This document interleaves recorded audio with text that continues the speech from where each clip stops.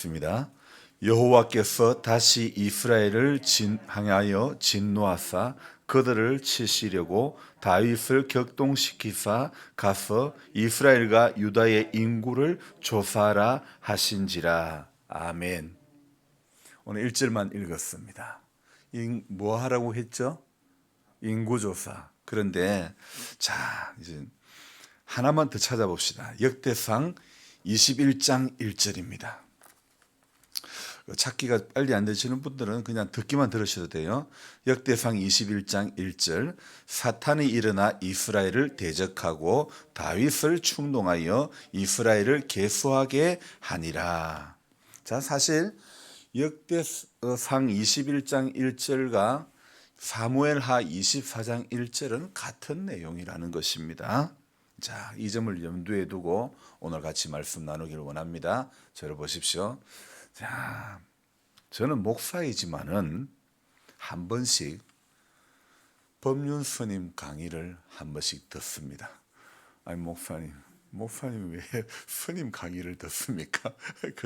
그렇게 말씀하실지 모르겠는데 유튜브에 올라온 그의 강의 패턴은요, 어떤 한 분이 고민을 이야기를 합니다. 그리고 그 고민에 대한 문제를 진단해주고 지혜로운 해결책을 이분이 이야기를 해주는데, 사실 공개적인 강의 자리라서 솔직히 전부 다 오픈하며 질문하는 것은 제한이 있겠지만은, 그래서 질문 자체가 약간 가리워질 수는 있겠지만은, 그래도 전체적인 그 상담 과정, 답변 과정이 인간 사이에 일어나는 문제를 다루고 있으니 참 좋은 프로그램이다, 이런 생각이 되어집니다. 하지만 이해가 안 되는 게 하나가 있습니다. 그분은 연애도 결혼도 안 한 것 같은데 남녀 사이의 문제를 어찌 그리 잘 알고, 그분은 또 자식도 안 낳아본 사람 같은데 어찌 그리 자녀의 교육 방법을 그렇게도 잘 설명을 해주고 있는가. 저는 그 부분이 도대체 도무지 한 개도 이해가 안 되는 거예요. 그래서 야, 이 참 궁금하다. 그렇잖아요. 비경험자가 경험자보다도 더 해박한 지식을 가지고 있다는 거. 여러분, 이거 참 웃기는 이야기 아닙니까?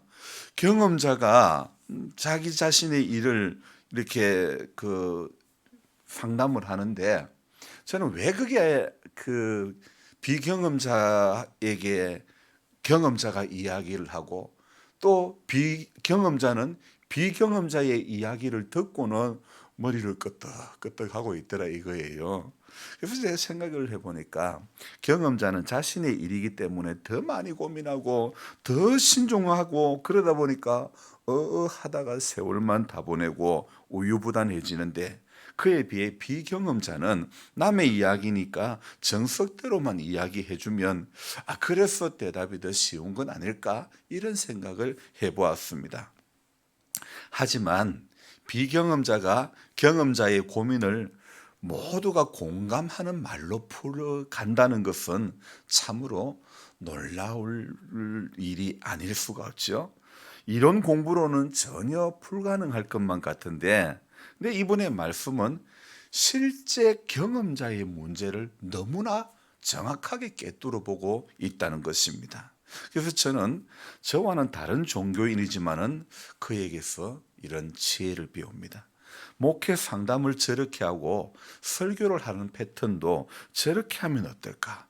모두가 끄덕끄덕거리는 그런 말을 전할 수 있는 설교자, 그러면서도 가슴 속에는 울림이 남아있는 그런 설교자가 되었으면, 이런 소망이 생기는 겁니다.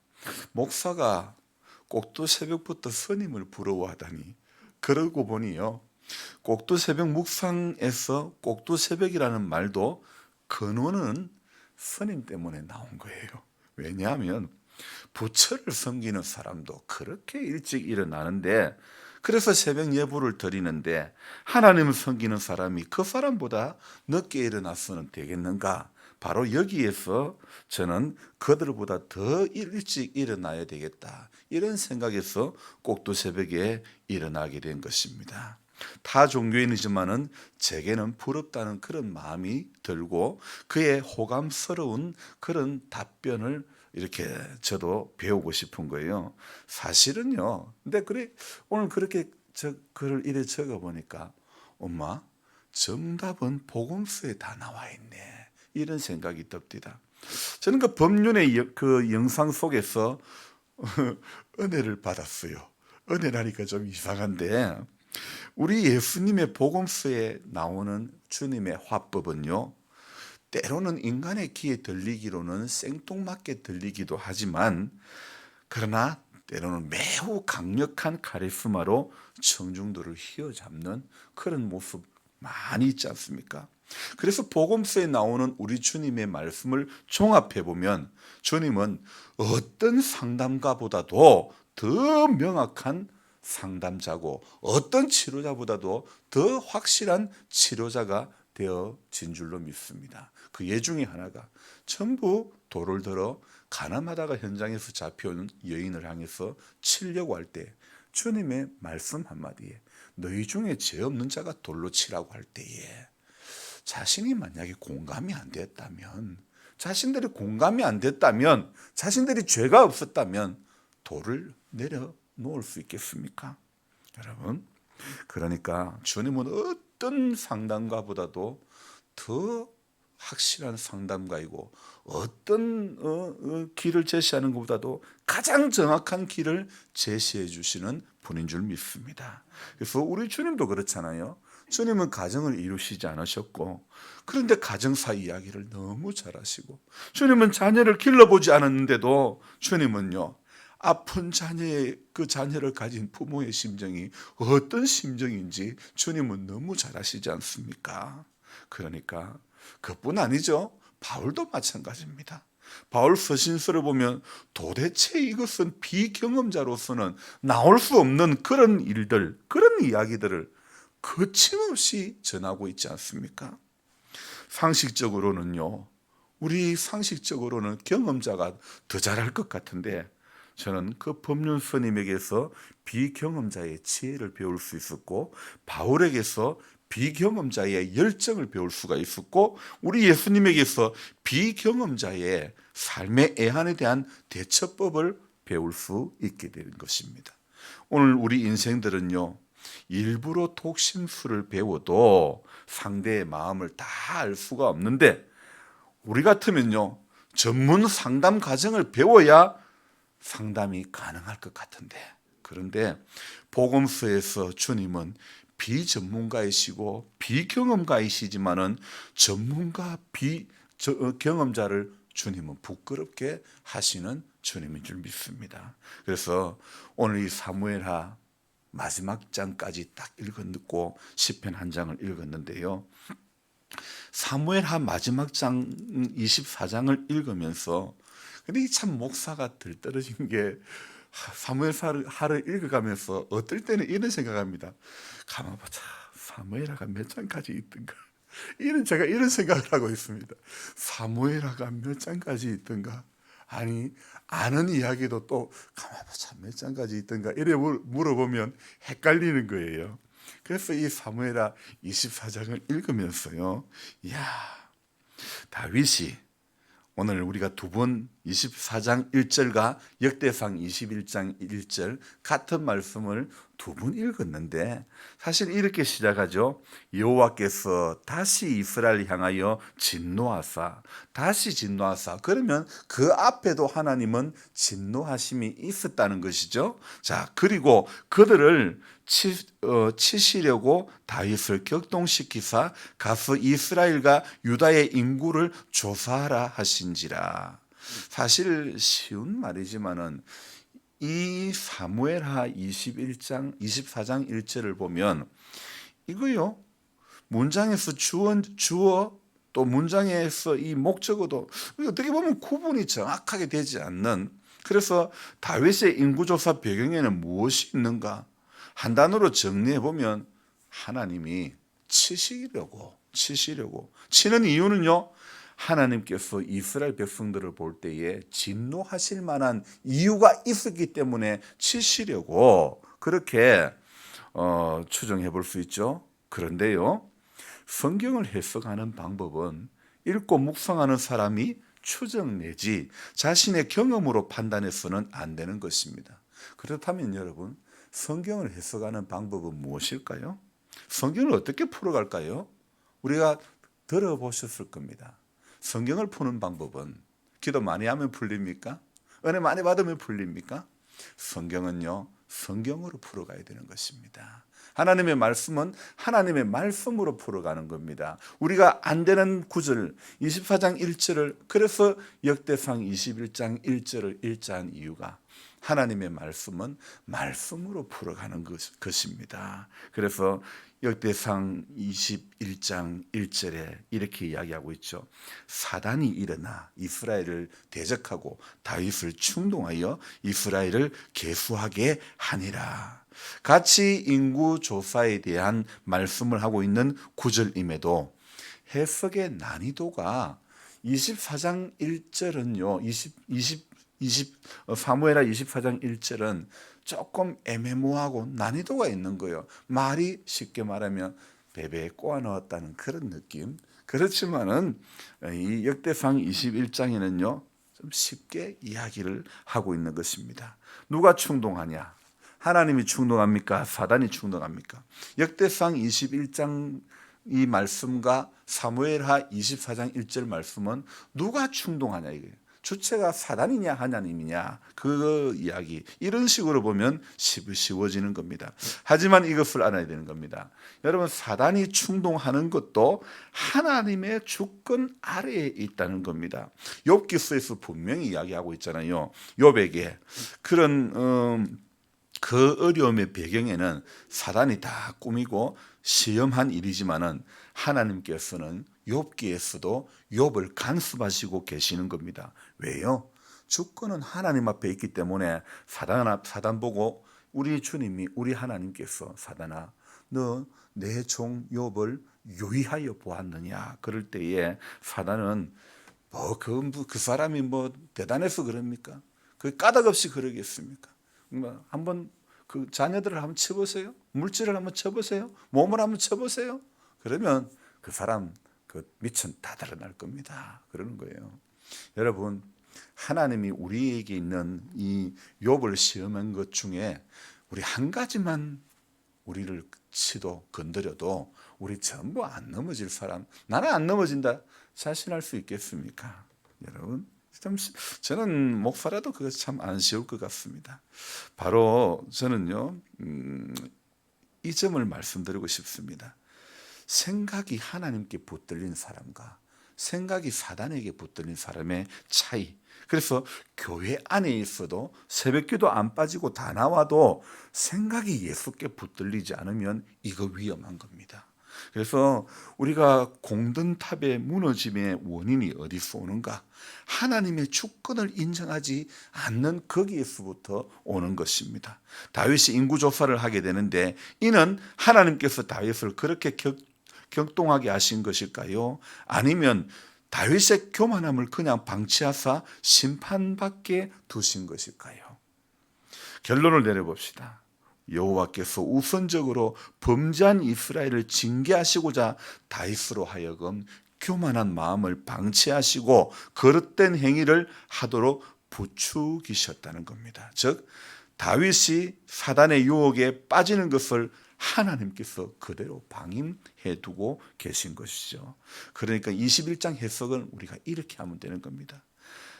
다윗이 사단의 유혹에 빠지는 것을 그대로 하나님은 잠시 방임하고 계십니다.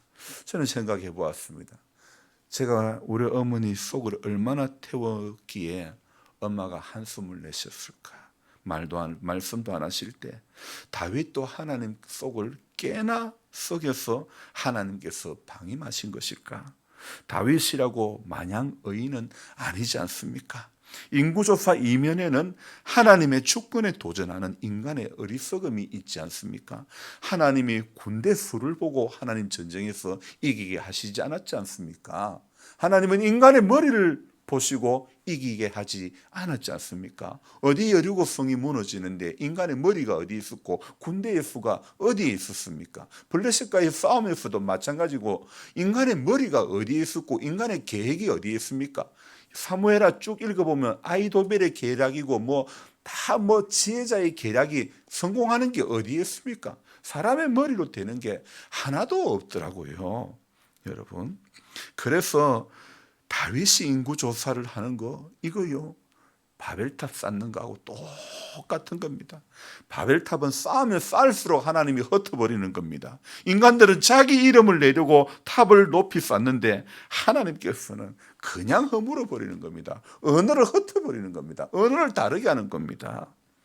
그래서 이 인구 조사를 다윗만 하는 게 아니라 우리도 하나님 앞에서 믿음 생활하면서 인구조사하는 듯한 그런 일들을 얼마나 많이 하는지, 여러분, 불순종은 하면 할수록 맞는 것이고 흩어지는 것이고 순종은 하면 할수록 칭찬받는 것이고 모여지는 것인 줄로 믿습니다. 그래서 사무엘하 마지막 장을 보면서 한 가지 깨닫는 것은요, 아하, 요즘 우리 뉴스의 가장 큰 이슈가 뭡니까?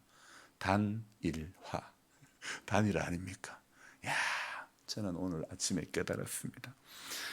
하나님께 붙들리어 자기 생각 내려놓고 하나님과 단일하면 된다. 하나님과만 단일화하면 끝이 나는 겁니다. 아멘.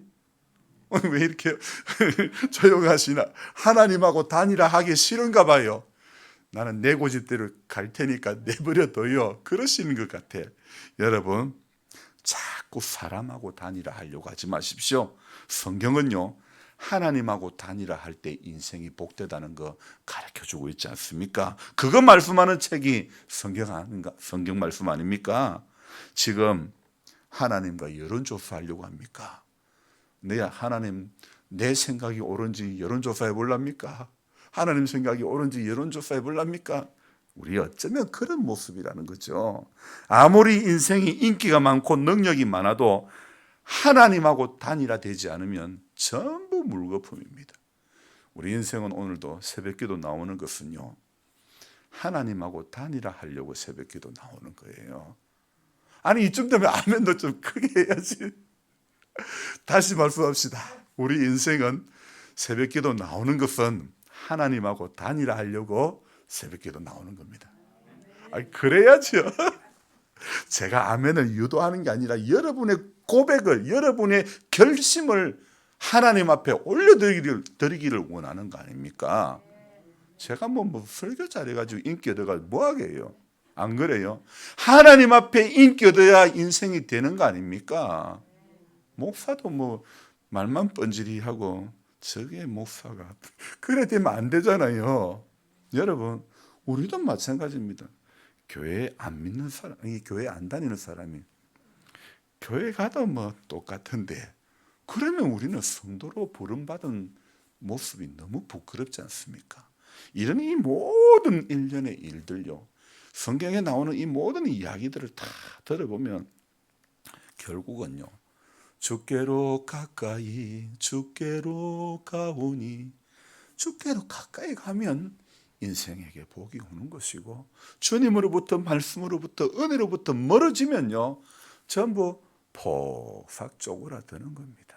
주님께 가까이 가면 인생의 문제는요, 저것들끼리 모여가지고 탑 쌓는다고 인생이 해결되는 거 아닙니다. 지네들끼리 모여서, 인간들끼리 모여서 단일화 한다고요 되는 거 아닙니다. 인생은 하나님과 단일화할 때에, 우리 개개인이 하나님과 단일화할 때에 하늘의 큰 뜻을 우리가 조그만 한 부분이라도 감당하게 될 줄로 믿습니다. 인간의 머리 맞대가 단일화하려고 하지 맙시다. 하나님 앞에만 단일화 딱 하면요, 저와 여러분들이 지금까지 경험했던 것 가지고 인간의 머리 붙잡고 인간의 지식 붙잡고 인간의 어떤 다른 것, 다윗이 인구조사했던 것, 이런 것 붙잡고 나가면 안 된다는 겁니다. 단 한 가지, 하나님과만 합해지면, 하나님과만 단일화 되면 주님 뜻대로 살기로 했네. 주님 뜻대로 살기로 했네. 그게 하나님하고 단일하지 뭐예요? 다른 거 없어요. 하나님과만 단일하면 인생은 하나님이 지도해 주신 줄로 믿습니다. 기도하겠습니다. 하나님, 우리 새벽기도 나오는 거 오늘 내 뜻, 내 고집, 내 경험, 내 지식 다 내려놓고 하나님의 생각에 내 생각을 거기에 따라가는 것, 내 생각을 내려놓고 하나님의 뜻 앞에 이거 하나 되게 하는 것, 단일화하는 것, 오늘도 새벽에 기도하는 것.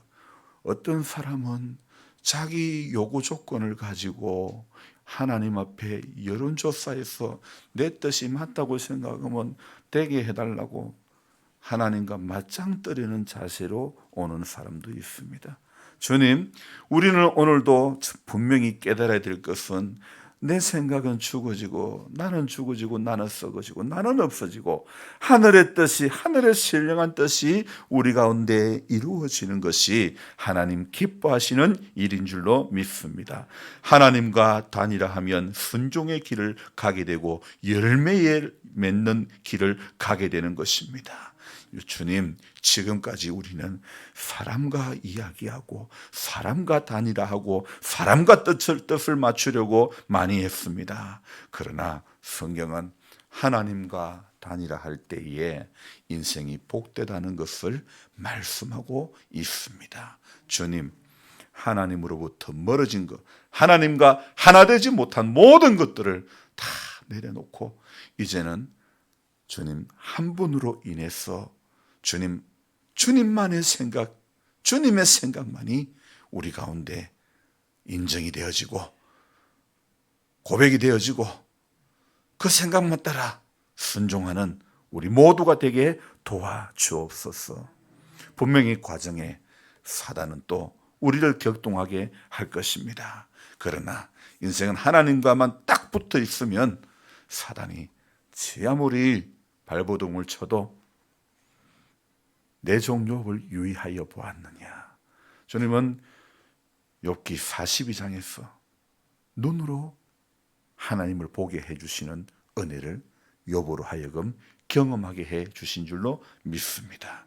주님, 우리 출애굽기에 나오는 것처럼 내 눈 주의 영광 보게 하여 주옵소서. 하나님과 단일화하면 우리는 주의 영광 보게 되는 줄로 믿습니다. 광야와 같은 세상에서 오늘도 지는 자 되지 않고 이기는 자 되어지기를 원합니다. 불순종하는 자가 되지 않고 순종하는 자 되게 하여 주옵소서. 예수로 강건함을 누리는 자 되게 하여 주옵소서. 교회는 나와도 인간적인 염려와 근심과 걱정이 떠나가지 않는 그런 어리석은 믿음 되지 않기를 원합니다.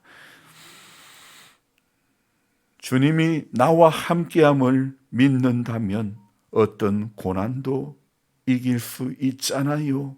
찬송처럼 주님 나와 함께 하심을 오늘도 순간순간 잊지 않고 그것만 기억하고 그 주님 바라보고 순종하는 이 하루 되게 하여 주옵소서. 사전 투표 기간입니다. 주님 마음에 합한 일꾼을 세워 주옵소서.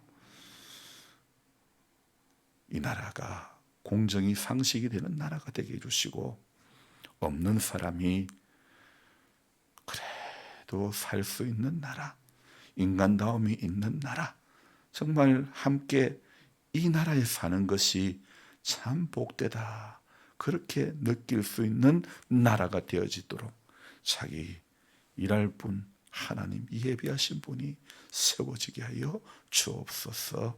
존귀하신 예수님의 이름 받들어 기도드리옵나이다. 아멘. 간절한 마음으로 주여 부르고 기도합니다. 주여!